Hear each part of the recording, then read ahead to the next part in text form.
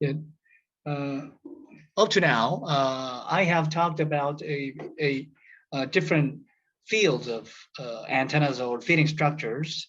I all the time put the stress on the importance of knowing or practicing the feeding circuits, because without feeding circuits, antenna cannot work. But many so-called RF research groups from other universities easily neglect the importance of feeding circuits, such as passive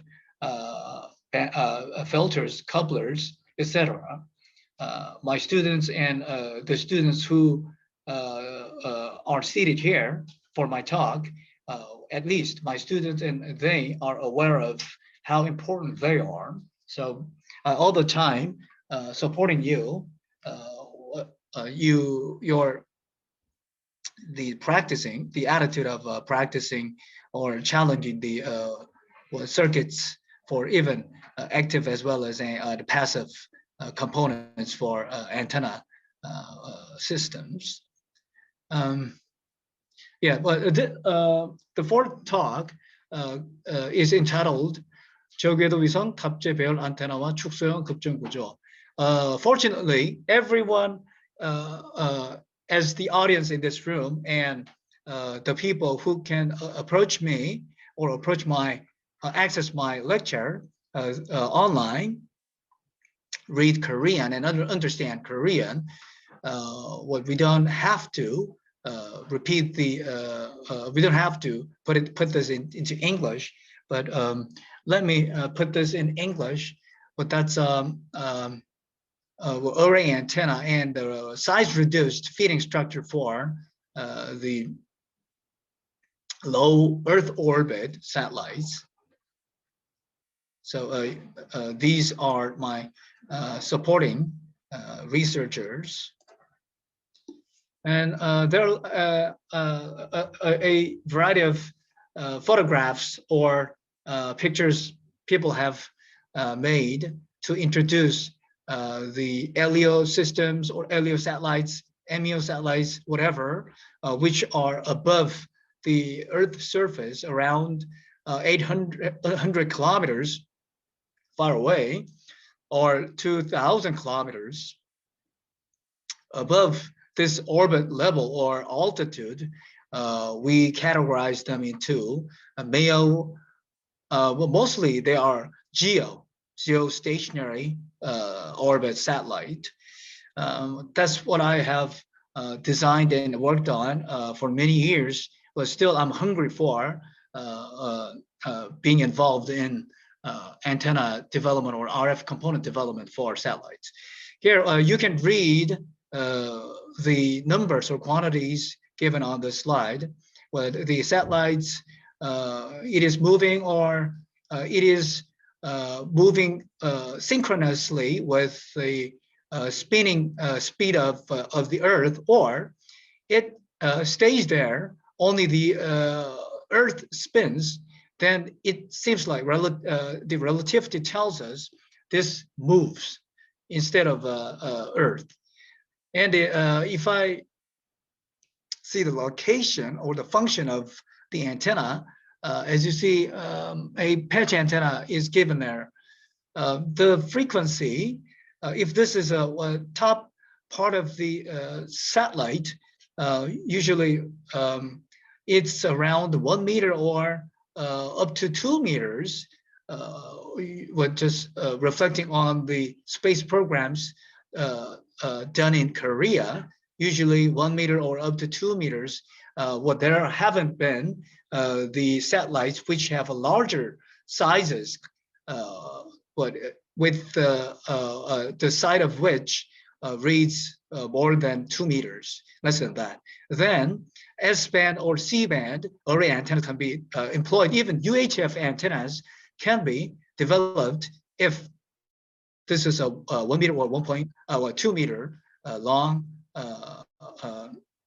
side for the satellite. But if this put it into the cube, then story is going to be different. So story changes. So then small antennas cannot survive there. Why? cube, usually less than 30 centimeters in each of those sides of the top or one face of the satellite, you cannot use the old styles of antenna designs. Then you should come up with the different ideas. And cube satellites or small satellites, which are usually invited to the field of LEO, even though the size is smaller than the GEO or MEO satellites, people try to put UHF for the link or the telemetry between the ground and the space. Here, we should find the right place for the antennas or circuits. So here, the array antenna is put on top of the one surface or one side of the geometry. And my student could find the blow-up picture of the cube satellite. So from the top to the bottom, these are broken into pieces according to the functions. So this starts from COM2 module. This is COM here means the communication. And the COM1 antennae, antennae mean here, one monopole, second monopole, the third monopole, the fourth monopole. While it is being flown to the space, actually these monopoles were firmly attached to the surfaces right next to them, as you see. But after being deployed and once it reaches the level or altitude they would like to fly, the antennas are deployed like this or unfurled. So here you can see the position or the layer of the antenna feeding. So monopoles, 4 monopoles are located there. But what else? Where else we can put antennas? Here. But we want to adopt the small antennas for low frequency.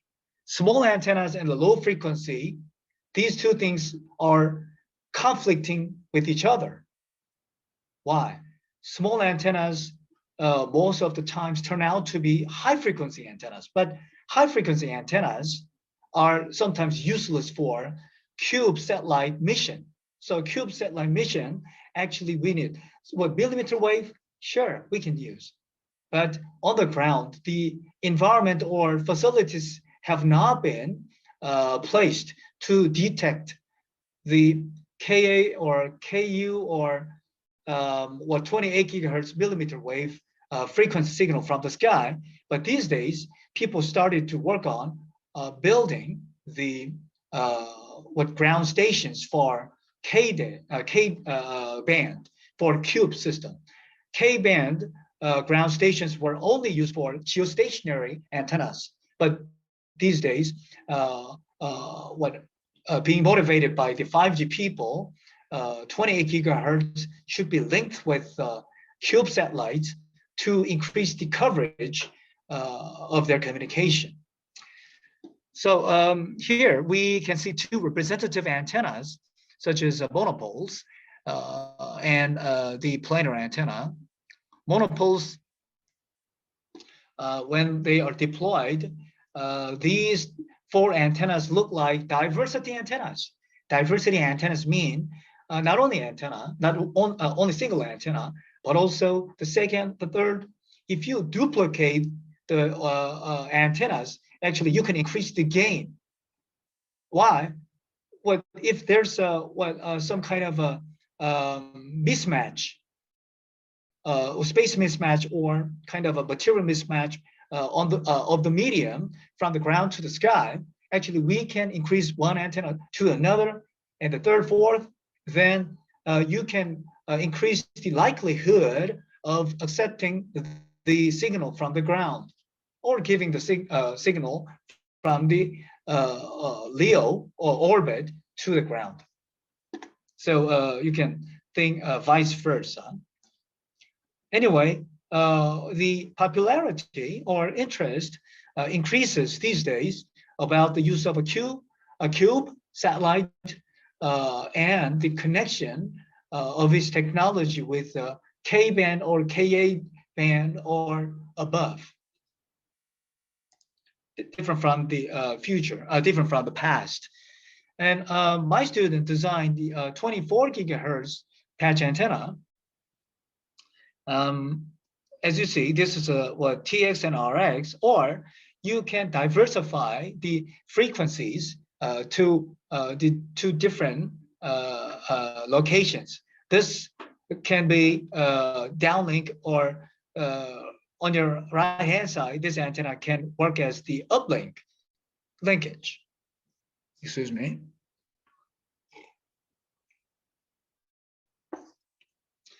Yeah, these antennas can be used for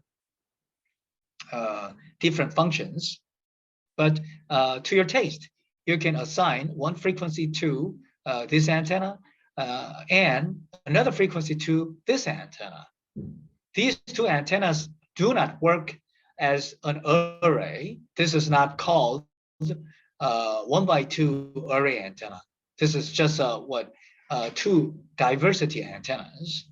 So here, one antenna is fed by one coaxial line coming right out of the underneath the box.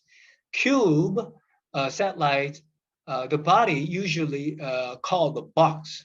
So behind the surface, there's a signal generator or source of energy. And one antenna is turned on, you expect this far field pattern. But this far field pattern, to my knowledge, is not enough, not strong enough to give your energy down to the earth. By the way, this antenna, the behind the surface, we have, if you have a different space project, the feeding scheme is different. But here we were given, this is the feeding scheme. What this program or this project, hey, you should give the energy here, and the radiating elements should be here like this. Actually, we have no choice but to follow them. So that's why we had to come up with the a strange look-alike feeding structures. But this follows the impedance transformer design rule to connect the 50 ohm coaxial line to the another 50 ohm coaxial line of the patch antenna. We had no choice. Patch antenna, two patch antennas here. These are connected to these two coaxial lines. This is the back side. This is the front side. So through the side or surface, there's a hole. You can connect the outer part to the inner part. This is called the inner part or inside the box. And this is the feeding area. Then 24 gigahertz feeding lines are going to be put here. So a little complicated. We could make one straight line, but the funding giver didn't like that. We had to follow their request. So impedance matching was needed. So 4 gigahertz, the dip exists, and we checked, oh, this works. And as you see, the animated field view, this is feeding points, and the feeding points right behind the patches. Actually, there is no distortion or no harsh coupling between them. But this is what we can expect. This is what we can expect. The final goal is to extend this one unit antenna as a array form. Once, as far as we have enough space, we can make a array antenna on the basis of this patch antenna. But our approach is going to be different. How? We will put metasurface right above each of these patch antennas, which increases the directivity of the far field planar by keeping the resonance frequency exactly the same as that of the patch antenna. So my student had to separate the metasurface topic from the current topic. So this time around, I have to stop here by showing you the performance of the one patch antenna. This is not called the neighbor element of the array antenna. These are not called the array antenna. So that depends upon you. If you want to design the array antenna, actually, you should remove this